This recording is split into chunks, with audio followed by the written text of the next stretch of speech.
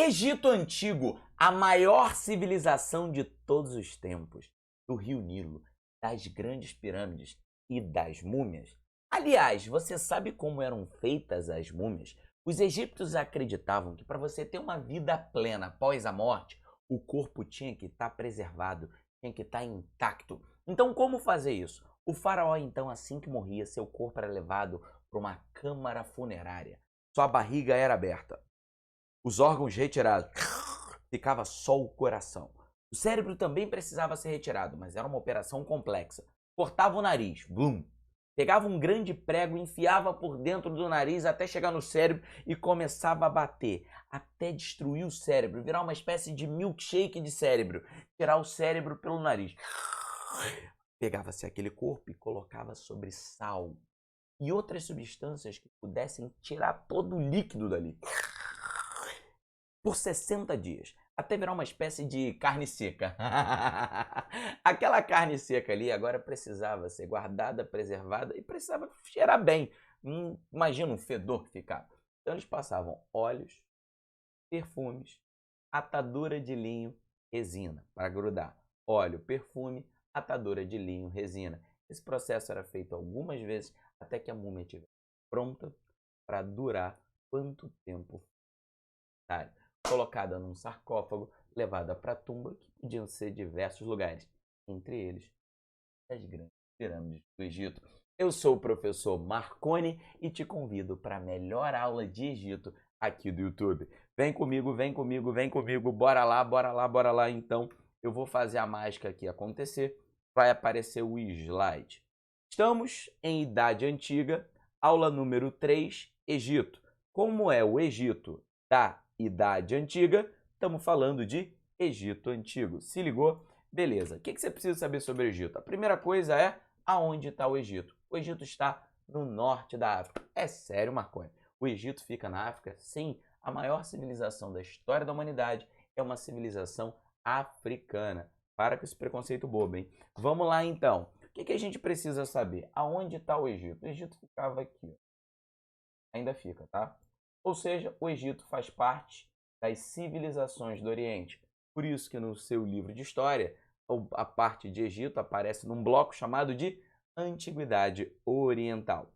Em que lugar especificamente do Oriente ficava o Egito? O Crescente Fértil. Crescente Fértil, aquela região dentro do Oriente em que várias civilizações surgiram, inclusive a Mesopotâmia. Por quê? Era uma região que tinha um formato de lua crescente e, por causa dos seus rios, era muito fértil. Se ligou? Belezinha. Principal rio do Egito, Rio Nilo. Cara, nas últimas aulas você já percebeu que os rios possibilitam a agricultura gera muita comida gera muita gente e muita gente se torna uma civilização. Então, para a gente ter civilizações, a gente precisa ter gente. Para ter gente, a gente precisa ter comida. Para ter muita comida, a gente precisa ter uma grande agricultura, um grande sistema de agricultura. E para ter um grande sistema de agricultura, a gente precisa do quê? A gente precisa de um grande rio. Qual o maior rio do mundo? Até pouco tempo atrás, achava-se que era o Nilo. Hoje descobriu-se que é o Rio Amazonas. É uma outra história, mas qual era o maior rio do mundo antigo? Qual era o maior rio dessa região que a gente está mostrando? Nilo. Então, se eu conseguir organizar bem o Rio Nilo, eu vou produzir ali mais comida do que qualquer outro lugar. Se eu conseguir produzir ali mais comida do que qualquer outro lugar, eu vou ter mais gente, porque com mais comida, cara, mais gente, eu vou ter mais gente do que qualquer outro lugar. Se eu tiver mais gente do que qualquer outro lugar, eu vou ter mais pedreiro que qualquer outro lugar. Eu vou ter mais soldado que qualquer outro lugar. Eu vou ter mais comerciante que qualquer outro lugar. Se eu organizar bem, eu vou ter uma civilização incrível. Eu vou ter uma civilização muito melhor do que qualquer outro lugar. É uma visão simplista, mas dá para ter uma noção. O que tem no Nilo, hein? O Nilo, primeira coisa, você está numa região no norte da África. De uma forma geral, é uma região desértica, mas ali no Nilo não. Ali é uma região privilegiada. O Nilo, vou te mostrar aqui, ele é gigante. Essa imagem parece que é pequeno, mas não, é muito, muito, muito grande. Cara, você está vendo boa parte do norte da África por satélite. O Nilo, o que acontece? Tem uma estação no ano que começa a chover, o rio Nilo alaga. Nisso que ele alaga, ele deposita no solo uma substância que deixa o solo fértil. Depois o rio Nilo volta à sua posição normal e o solo fica com uma espécie de humus fértil. Ali é ótimo para você plantar. Então, ou seja, as cheias do Nilo possibilitavam um grande sistema de irrigação. Precisamente nesse lugar aqui, no final do rio Nilo, acontecia uma mágica. É como se o rio ele virasse vários pequenos rios. A geografia chama isso de delta. Esse é o delta do rio Nilo, a região mais fértil do mundo antigo. Ninguém produzia mais comida do que esta região. Heródoto, o primeiro historiador grego, quando viu o rio Nilo, chegou a uma conclusão. O Egito é uma dádiva do Nilo, ou seja, o Egito só foi possível graças à grandiosidade do Nilo. Claro que é uma visão simplista. O povo egípcio foi fascinante, foi incrível, conseguiu fazer muita coisa. Economia é como eles lidam com recursos, é como eles produzem, certo? É uma economia de agricultura hidráulica. Marconi, mas tá igualzinho da Mesopotâmia? Sim, elas são muito parecidas. Desta forma, ou seja, eles viviam através da agricultura. De onde é que vinha a abundância? Agricultura. De onde é que vinha o dinheiro? Agricultura. Qual era a base dessa civilização? Agricultura. E como que eles dominavam a agricultura? Através das obras hidráulicas. Então, agricultura de irrigação. Como controlar obras hidráulicas? Só tem uma forma. O Estado tem que ser dono de tudo. Quem é dono das obras hidráulicas? O Estado, ou seja, o governo egípcio. Quem é dono da plantação? O governo. Quem é dono das carruagens? O governo. Quem é dono de tudo? O Estado egípcio. Ué, Marconi, e o trabalhador do Egito? Ele é um servo do faraó. Marconi, eu não entendi. Claro que você entendeu. É o mesmo modelo da aula de Mesopotâmia. Marconi, essa está sendo a primeira aula. Eu não vi aula de Mesopotâmia. Pode explicar para mim? Ah, sendo assim, sem problema nenhum. Claro, vem comigo. No mundo egípcio, toda a propriedade pertence ao Estado. Tudo. Tudo que se produz, os modos de produção, ou seja, as obras hidráulicas, a agricultura, o exército, as armas, tudo pertence ao governo. Todo mundo, olha que coisa louca, a riqueza é entregue para o governo e distribui para a população. É como se o Egito fosse uma espécie de colmeia. Cada indivíduo é uma abelha trabalhando em prol da colmeia. A abelha rainha é quem controla tudo. Esse modo de produção que era comum no Egito e na Mesopotâmia é chamado de modo de produção asiático. Marconi, cai muito isso em prova? Muito não, mas esse é o modelo econômico. Agricultura de irrigação, Estado forte, centralizado, líder extremamente poderoso. Isso é o Egito. Essa daqui é uma das partes que mais caem no Egito. Religião. Os egípcios tinham uma religião politeísta, ou seja, eles acreditavam em muitos deuses, vários. Os mais importantes são esses que você vai ver aqui agora. Dá uma olhada, vamos olhar aqui alguns.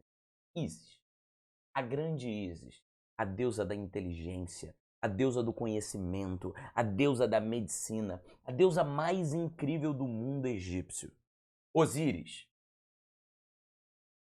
primeiro grande faraó do Egito, belo, forte, justo. Sete, seu irmão, não valia nada, fraco, covarde, mentiroso, enganador, malvado. Horus, o filho de Osíris. Mas esquece o Horus por enquanto. Você já viu o Rei Leão? O Mufasa, bonitão, fortão, bacana, e o Scar, Osíris, como se fosse o Mufasa, Sete é como se fosse o Scar. Já viu mitologia nórdica? Thor e Loki. É muito comum isso em mitologia. Um belo, forte, incrível, mas meio ingênuo, o outro bobo. Vamos lá. O que é a mitologia egípcia? Eu vou resumir aqui, não vou contar todos os detalhes da mitologia egípcia, mas Osíris se tornou o primeiro faraó do Egito. Ele organizou, criou leis, foi um grande governante, se casou com maravilhosa, incrível, até hoje, com Ísis, o culto a Ísis, joga no YouTube aí que você vê quem dá. Sete desejava ser o faraó. E ele queria, cara, eu quero governar o Egito. Meu irmão tá aqui governando o Egito. E eles eram deuses antroposomórficos. Antropo, homem. Zoo, animal. Mórfico, forma. Ou seja, deuses em formato de homem e animal. É a mistura. E aí, cara, o Sete começa a pensar, como é que eu vou fazer para governar? Eu quero governar o Egito. Vou matar meu irmão. Já sei como é que eu vou matar meu irmão. Chega ele no reino, uma espécie de uma tumba. Ele fala, olha aqui, galera, chega todo mundo aqui, olha que legal, olha essa tuba aqui, eu quero saber o seguinte com vocês. Quem aqui merece ser o grande governante do Egito? Todo mundo é Osíris, pô, ele é o grande governante do Egito. Então, esse objeto aqui foi me entregue para uma senhora muito sábia, e ela falou que só quem couber aqui perfeitamente pode governar o Egito. Ou seja, só pode governar o Egito quem entrar aqui e as medidas forem perfeitas. Todo mundo foi entrando para testar e ninguém cabia, o Sete também, sobrou. Osíris, pô, deixa eu ver se eu consigo entrar aí. Ele entrou, ele, pô, encaixou bem. Aí o Sete, peraí que eu vou fechar, só para ver se eu consigo ver se tá perfeito mesmo. Osíris, não, tá ótimo. Pregou, matou o irmão, jogou no rio Nilo e começou a governar. O cara mata o irmão no meio de um jogo astuto. Olha que cara que não vale nada. Isis ficou desolada, ficou triste. Chorou, mas não ficou chorando sozinha, não. Ela foi atrás, ela falou, não, eu tenho que salvar meu marido, eu tenho que fazer alguma coisa pelo meu marido. Não, pera aí que eu vou resolver esse problema. Ela procurou o marido nos 4 cantos, saiu do rio Nilo, navegou pelo oceano, que é o mar Atlântico, navegou pelo Atlântico até que ela chegou numa terra, a terra dos fenícios. Lá ela encontrou o corpo do marido naquele grande objeto, sendo uma espécie de objeto de decoração do rei local. Ela convenceu o rei local a lhe entregar o corpo do marido. Trouxe o corpo do marido de volta. Abriu aquela tumba, né, onde ele estava, o sarcófago. Estava faltando essa palavra, aquele sarcófago onde ele estava o corpo. Ela então foi atrás de um outro deus chamado de Anubis, o deus dos mortos. E ela falou, Anubis, eu quero que você dê um jeito de ressuscitar meu marido. Ele, cara, não tem como, cara, isso é impossível. Ela, dá seu jeito. Cara, como é que eu vou fazer isso? Dá seu jeito.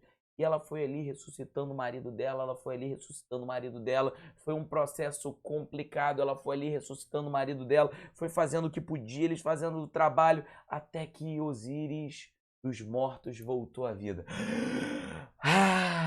Só que ele não ia durar muito tempo, ia ser um processo rápido. Então Ísis pensou, eu preciso fazer um filho com meu marido. Eu preciso fazer um filho com meu marido para poder me vingar daquele Deus que não vale nada de Sete. E ela fez um filho com o marido. Nasceu o grande Deus Horus para vingar. Sete, quando soube que Osíris voltou à vida, encontrou o irmão, matou o irmão novamente e dividiu o corpo do irmão em 14 partes. Pegou o corpo do irmão e jogou de novo no rio Nilo. Ísis falou, eu não vou deixar meu marido morto. Ela foi atrás. E das 14 partes ela conseguiu 13. Caraca, Marconi. Faltou uma só. Qual? O bigolinho. Dá um jeito, Anubis. Ele, cara, o cara tá sem o... Como é que a gente faz? Ela pegou uma madeira e fez um bigolinho de madeira. Colocou ali no marido uma espécie de consolo. E falou, junta o corpo do meu marido. Cara, mas tá em 14 partes. Você junta e... Eles tiveram uma ideia de enrolar o corpo com atadura de linho. Ou igual múmia. Por isso que múmia é enrolada, para ficar igual Osíris. Esse processo aconteceu e Anubis fez a primeira grande modificação. Dessa forma, Osíris foi para o mundo dos mortos e Horus foi brigar com o seu tio. e uma briga que durou muito tempo. Isso, galera, é o mito de Osíris. Fascinante, né? Muito bem, sobre o mito de Osíris. Assim que Osíris, então, sai do mundo dos vivos e vai para o mundo dos mortos, ele vai ter uma função lá. Uma função muito importante. Marconi, qual é a função muito importante que ele vai ter? Osíris, no mundo dos mortos, vai julgar os mortos. Osíris, então, assim que chegava um morto, assim que alguém morria, você ia para o submundo e ali o Osíris pegava o seu coração. É por isso que nas múmias ficava o coração para ser pesado. O coração era colocado nessa balança que você vê, de um lado uma pena, do outro o coração. Se seu coração fosse mais leve que a pena, você estava pronto para ir para uma espécie de mundo melhor, um céu melhor. Agora, se o seu coração era mais pesado que uma pena, é porque você morreu pecando muito, com muitos erros. Você ia para uma espécie de céu inferior, beleza? Isso é o mito de Osíris, é muito importante. Me conta aí, fala aí nos comentários, gostou do mito de Osíris? Está gostando? Fala aí o que você está achando aí, beleza? E me ajuda a divulgar, já curte aqui, já comenta, me ajuda a divulgar. Vai, pô, só você apertar esse botãozinho aqui, olha, aperta esse botãozinho, compartilhar, joga essa aula incrível lá no YouTube para que mais pessoas possam ver. Modelo de escrita eles tinham e era o chamado hieróglifo. É isso que você está vendo aí. É uma escrita simbólica. Nós temos uma escrita alfabética. Como assim? Nós temos letras que representam sons. Marconi, beleza? Mas podia ser Marco, ou podia ser Comar. A letra representa o som. No mundo egípcio, não. É como se fosse uma linguagem por emojis. Imagina que você conversasse com pessoas somente por emoji. É uma linguagem simbólica, você tem que interpretar. Quando você está feliz com alguém e agradece porque, sei lá, alguém comprou um suco para você, você faz assim, valeu. Mas quando você está bravo com alguém e acha que a pessoa te sacaneou, tu também manda um valeu. Então depende da forma como você interpreta. Isso é o hieróglifo egípcio. Os egípcios desenvolveram a geometria, eles não inventaram, mas desenvolveram.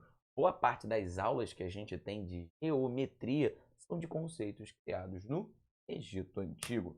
Foram muito bons na medicina. Você viu múmias, próteses, tudo isso tinha no Egito Antigo. Faz parte da cultura dessa civilização fascinante. Política. Você já entendeu que a forma de governo, o Estado era muito poderoso e o líder também era muito poderoso. Quem era o líder? O faraó. Quem era o faraó? Um deus encarnado. Dessa forma, o que justifica o poder é a religião. Quando o poder é justificado pela religião, a forma de governo se chama teocracia. Muito parecido com a Mesopotâmia nesses sentidos, né?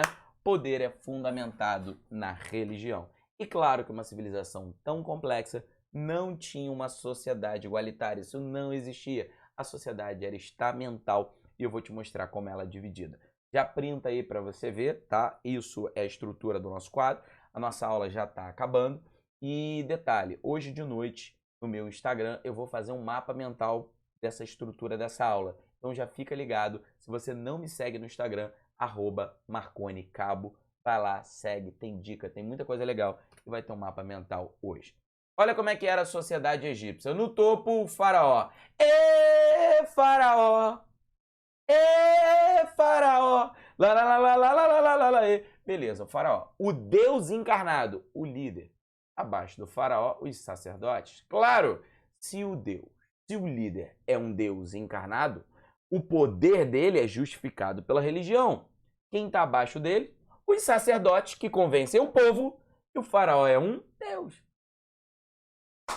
Nobreza, sim, existia uma nobreza no Egito. Eram as famílias que viviam em torno do faraó. Eles assumiam os principais cargos, normalmente eram os generais, os ministros. Um dos cargos mais importantes do Egito, escriba. O escriba ele representava a classe média. Vamos fazer uma alusão. Segurei, guardei o escriba. Soldados, camponeses e artesãos, e na base, escravos. O Egito tinha escravos? Sim, mas a maior parte da população era composta de camponeses. Vamos entender aqui. Imagina que o camponês, dentro da sociedade, exclui o escravo, por favor. O camponês dentro da sociedade, ele está na base da sociedade. O nobre está no topo da sociedade. É como se o nobre fosse o ricaço de hoje em dia e o camponês fosse o cara pobre de hoje em dia. O que era você ser de classe média? O que era a classe média? era o escriba. Você já entendeu que a escrita egípcia era muito complicada. Então o escriba era o cara que vivia a vida para escrever. Trabalhavam no governo, trabalhavam com os sacerdotes. A escrita egípcia era muito complexa. Então, ou seja, dava muito trabalho fazer aqueles desenhos, pintar aquilo. Então o escriba era o responsável. E tinha uma frase no Egito que dizia: a pena é mais leve do que a enxada. Já deve ter escutado por isso. Então eles diziam para os filhos: ó, meu filho, estuda, vai ser um escriba, sua vida vai ser mais fácil. Claro que isso é uma visão que carrega a ideia que o trabalho não braçal é superior ao trabalho braçal, mas é assim a visão de mundo do Egito. E ainda é em muitos outros lugares, isso ainda existe até hoje. Muita gente já ouviu, claro, a frase: estuda, meu filho, a pena é mais leve que a enxada. Enfim, essa é uma dessas frases do Egito. Tá, para fechar com chave de ouro, então, eu quero dizer o seguinte: onde hoje a gente tem o Egito, se você pega o início da civilização egípcia, estou falando de 3000 a.C., 3200 a.C., aquela região era dividida em duas: o chamado Alto Egito e o chamado Baixo Egito. O Baixo Egito ficava na parte mais baixa do Egito, perto do delta do Nilo. O Alto Egito ficava no alto das montanhas, na parte mais alta. Existia um homem chamado Menés, rei do Alto Egito, que sonhou em unificar o Egito. Ele criou um grande exército. Ele estudou muito. Ele entendeu os astros. Ele entendeu a chuva. Ele entendeu como funcionava o funcionamento do Nilo. E ele teve uma ideia de governar se autoproclamando um deus. Por convencer o exército dele que era um deus, os soldados lutavam mais. Pensa, você está indo para a guerra e o cara que comanda você é um deus, não tem como perder. Ele conseguiu fazer uma mágica. Por volta de 3000 anos antes de Cristo, ele unificou o Alto Egito com o Baixo Egito, formando um Egito só, o que fez dele o primeiro faraó do Egito. Ele então parou para perceber: para que o povo acredite que eu sou um deus, não basta somente viver como um deus, eu tenho que morrer como um deus. É a partir de Menés que se inicia um ritual que vai culminar no que a gente entendeu anos depois como a formação das múmias. Não basta viver como um deus, você tem que morrer como um deus. E Deus que você tem que morrer igual Osíris. Como que Osíris morreu? Ele morreu, seu corpo foi enrolado numa atadura, foi mumificado, foi guardado. Para que eu acredite que o líder é um deus, basta viver como um deus, tem que morrer como um deus. Por isso que os faraós eram mumificados, para ficarem igual o grande Osíris. Pum. E as pirâmides, hein? Como que elas foram feitas? Ninguém sabe até hoje como elas foram feitas. Ninguém sabe, tá? Tem-se uma ideia, joga aí no YouTube como as pirâmides foram feitas. Procura aí um vídeo em inglês. Eu não posso compartilhar aqui o vídeo, senão né, eu levo... Não posso, é as regras. Eu não posso compartilhar esse vídeo aqui. Mas se jogar aqui no YouTube mesmo, você vai ver. E a principal teoria que você tem hoje é que ela foi feita com água. Como assim, Marconi? Se você quiser, depois eu até boto aqui nos comentários esse vídeo aqui para vocês assistirem depois, mas ver o vídeo, falar é doideira. Você tem que ver, é surreal, é incrível. Mas por que elas foram feitas? Existem várias explicações. A primeira coisa que você precisa saber é que elas eram a maior construção do mundo antigo, tá? Essa pirâmide que você está vendo aqui, criada pelo imperador Quéops, chamada de a pirâmide Quéops, era a maior construção do mundo. Ela tem mais, olha que doideira, ela é maior que um prédio de 30 andares, ou seja, ela é gigante, ela é muito grande. Falei prédio de 30 andares? Ela é gigante, gigante, gigante, gigante mesmo, mas muito, muito alta. Só pra você ter noção, ela era a maior construção do mundo. Sabe qual foi? As pirâmides foram criadas por volta de 3000 anos de Cristo. Entre 2000 e 3000 anos de Cristo. Só pra você ter uma noção, só pra você ter uma noção, só pra você ter uma noção, só pra você ter uma noção, tá? O primeiro objeto humano a superar as pirâmides foi a Torre Eiffel. As pirâmides criadas de 2 a 3 mil anos antes de Cristo, a Torre Eiffel em 1889. Ou seja, das pirâmides para a Torre Eiffel é um gap que vai de 4 a 5 mil anos. Tem noção? Tem noção quanto tempo a humanidade demorou para superar as pirâmides? Era uma loucura. As pirâmides não eram desse jeito que você está vendo aí. Daqui para baixo, galera, era tudo de mármore. Elas eram brancas e o topo era de ouro. Fascinante. Sabe o que ficava dentro das pirâmides? O corpo dos faraós.